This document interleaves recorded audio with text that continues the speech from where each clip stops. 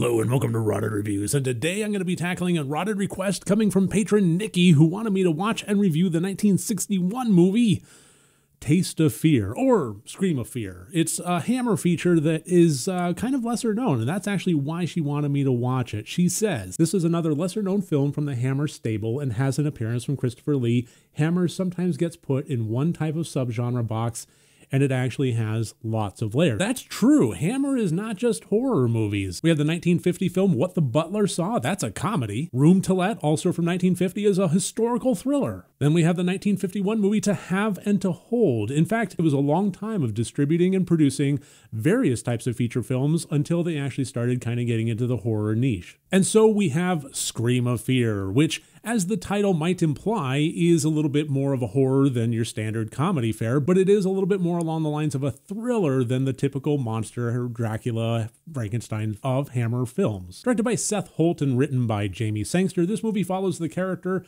of Penny. And Penny is a woman who lives in France after her mother and father divorced and she got transplanted when she was younger.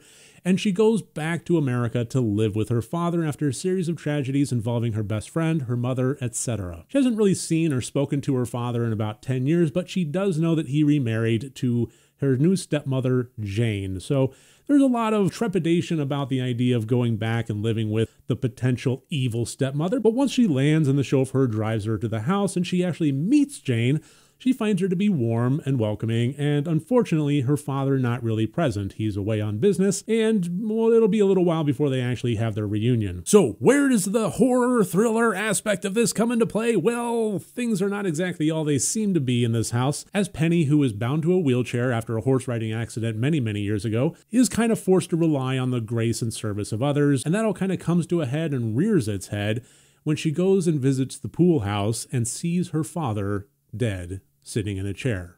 Father?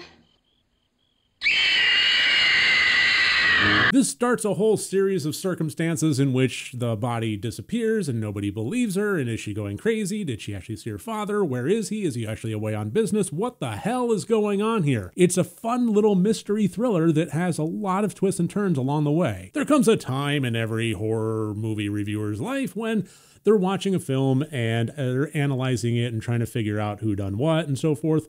And they start to kind of get the opinion that, I've seen it all. Maybe the character was dead the whole time. Maybe the entirety of the cast is actually locked in a computer simulation. The fact is, you get the idea that if a plotline is working well enough to actually make it into modern films, that at some point it has been repeated in the past. And whatever you're watching now, it's just been done to death. After all, if it was done successfully in 1961, then it would have been done over and over and over again, and I would have seen it in a million other movies since then. I was expecting to be entertained, but I wasn't expecting to be surprised. And if you know me, and if you know my channel, you know that the one thing that I love more than anything else is to be surprised by a movie.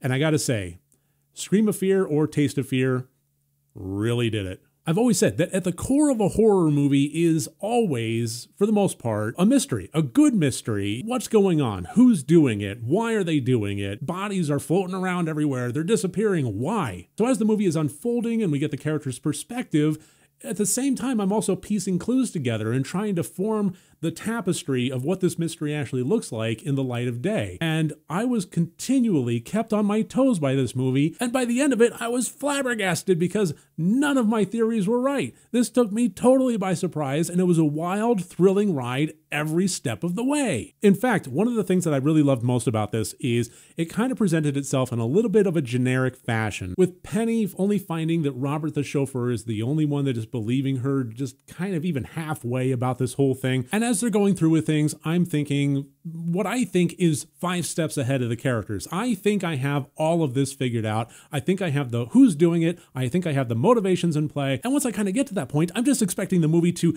just continue on, finish off the second half of the film until they finally get to the reveal of what I surmised in the first place. Then, all of a sudden, they drop my own theory on screen in front of me. The two characters are talking and theorizing, and the idea of what I was suspecting right there up in front. Well, maybe it's this person doing it, and if they're doing it, then maybe this is why. Well, that's awful early. And of course, it was early enough that it underwent its own twists and turns and flipped on its head and came up with actual explanations that were entirely out of left field. And for ideas that are coming out of left field, I gotta say that within the context of the story, they still made perfect sense. Looking back on it, all the pieces and the breadcrumbs were there, and it was fantastic. As much as I want to praise the direction, the camera work, the acting, and which all were pretty stellar in this movie, the storyline and the characters and the plot and the overall mystery of everything really is what captured me about this one. I love classic horror movies. I love classic cinema in general. I think that there's a certain amount of charm to them